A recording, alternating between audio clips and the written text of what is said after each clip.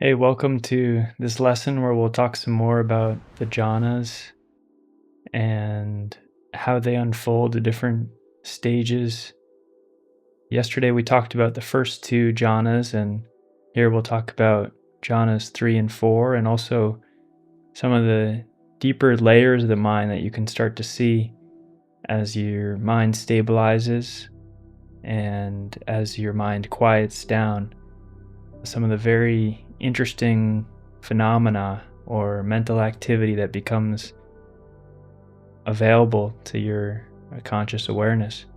So again, in the traditional texts in the Pali Canon, there are 4 jhanas, and each is kind of a deeper state of bliss, and also each one brings you closer to the actual now, in the sense that our normal experience is a abstraction, a kind of model that's often removed from the precise present moment.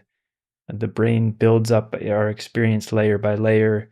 And so, what we're often seeing is this kind of broadcast that's said to be about zero point 0.2 seconds delayed from the actual sensory information coming in. And that's layered on top with all sorts of things like memories and our perceptions, our opinions about what we're seeing.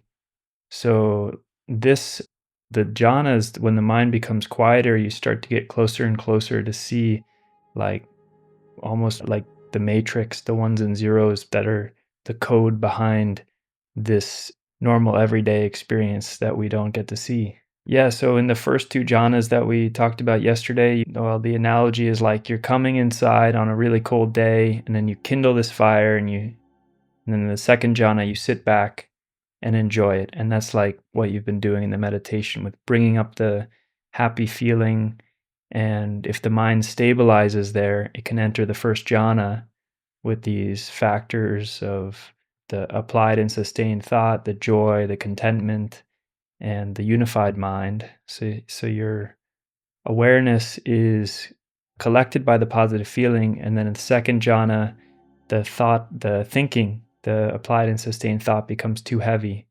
And that's kind of like, okay, you've lit the fire, now you're sitting back and enjoying.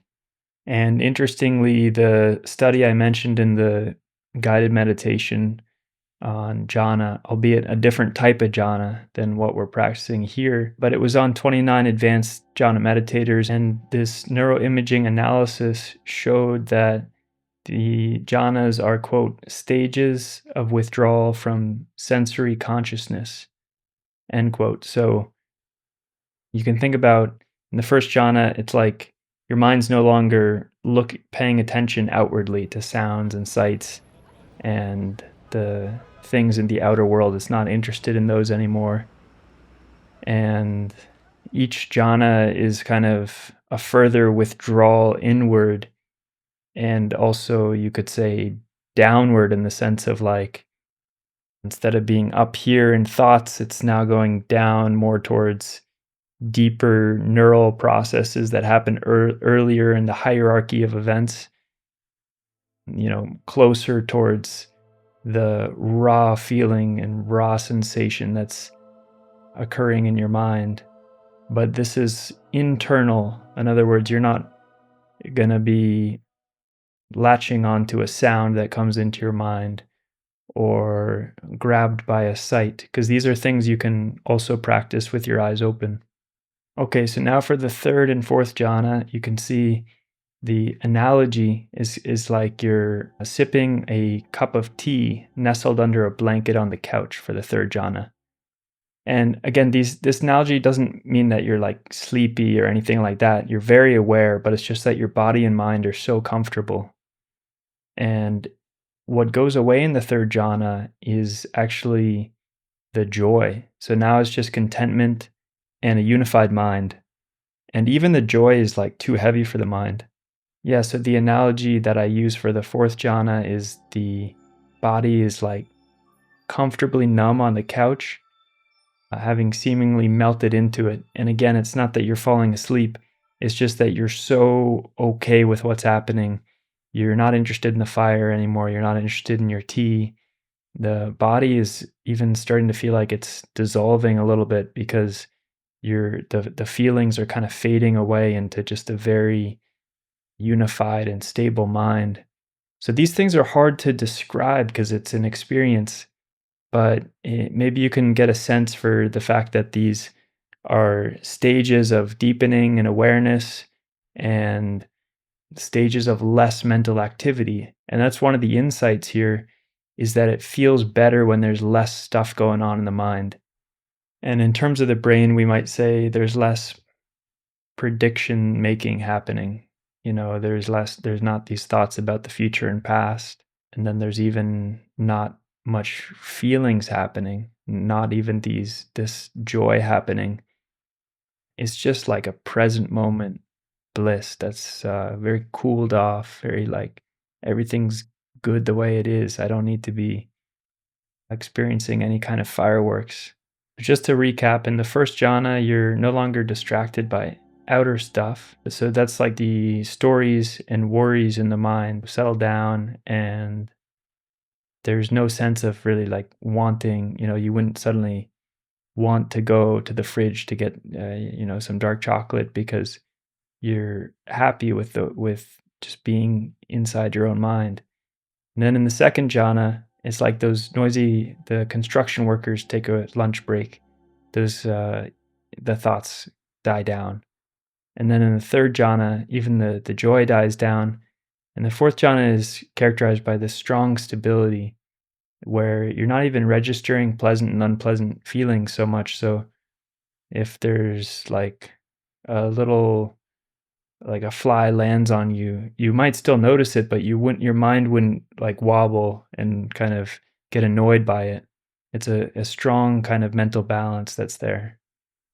And one of the key insights here that comes from the jhanas is that you can kind of watch this process unfold and notice how the mind is shutting down. It's going from all this mental activity, all these thoughts and stories, to then less of that, and then less activity and less activity, and the thoughts become wispy and start to fade away. And so you're closer to the now, and your mind is really developing wisdom here because it's seeing that, wait, this feels way better.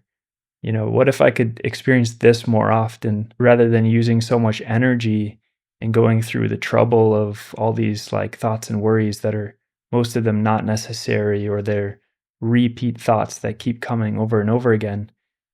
So we're kind of training it to notice this better bliss of presence, and also by showing it this process, this like roadmap, it's seeing experientially how our experience gets constructed on the way up, like built out of just little pieces of information, like little feelings become thoughts, and those thoughts become stories and beliefs and kind of the big things that tend to make us act in the world. But then we move down the stack, we go in reverse order and kind of see that, wait, these are just like this whole story was just a bunch of thought fragments, and those thought fragments are now fading away, and now I just notice that there's, just the body here and just a happy feeling. That was all just a story, and when it's gone, what's left is my awareness in this moment, and it feels very good. And so again, this is an experience, and I'm just trying to give a few analogies, but it's better to experience it for yourself and to gain these insights that might come from it. And that just comes through the practice. Lastly, I'd like to talk about how to apply the 4 Rs, especially in your daily life. And as I mentioned, jhana is something you can do in daily life, although it's much easier to get into these deeper states of awareness when you're sitting, especially to start. So I recommend starting to sit for at least half an hour, preferably an hour. And then in your daily life, you can use the 4 Rs. Anytime the mind gets agitated, you recognize this. And then you release, like opening a fist. And this also means relaxing your body, relaxing your mind, and letting the attention open back up. So even if there's some thoughts there that are, or a feeling that's uncomfortable, or like a sadness, whatever it is, you're just you're just opening your mind and allowing it to be there without paying attention to it and thinking about how to get rid of it, or grabbing onto more of some kind of pleasurable feeling that's there. So that's the recognize, release step. And the third step is to relish, to bring up a positive emotion like metta, compassion, gratitude, equanimity, the ones that we've been practicing here. And then the fourth step is to remain with that uplifted mind. And so after applying the 4 hours, you might have to do a dozen reps, or 100 reps would be amazing throughout the day. Then you can experience these states as the mind kind of stabilizes. All right, and your daily challenge today is to notice the calmest point of your mind during the day, and also your most excited, and then see which one you prefer. Because that's an insight of these jhanas, right? Is that it's actually, we don't notice how we often prefer, or it's more blissful to be in a calm state. But see for yourself and let us know in the comments if you like. And I'll see you tomorrow for another day of training.